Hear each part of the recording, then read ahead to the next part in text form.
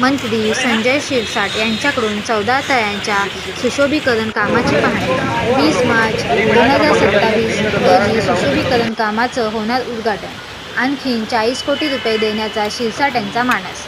ऐतिहासिक 14 तळ्याच्या सुशोभीकरणाची पाहणी आज समाज कल्याण मंत्री संजय शिरसाट यांनी केली. 14 तळ्याचे पाणी शुद्धीकरण आणि परिसर सुशोभीकरण या कामासाठी तब्बल 56 कोटी रुपये मंजूर करण्यात आले असून दलितोद्धार चळवळीतील 14 तळ्याचे महत्त्व लक्षात घेऊन या कामासाठी आणखी 40 कोटी रुपये देणार असल्याची ग्वाही मंत्री संजय शिरसाट यांनी यावेळी दिली.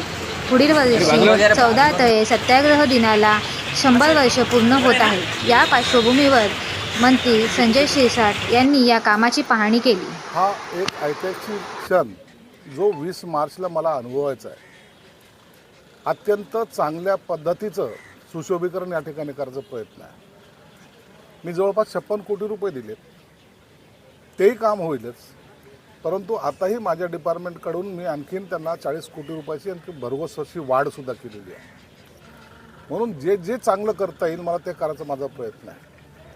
म्हणून इथलचं असेल, कोणी कॉन्ट्रॅक्टर असेल, इथलच्या नागरिकांच्या काही सूचना असतील, या सगळ्यांच्या गोष्टीची दखल घेणं हे माझं काम आहे.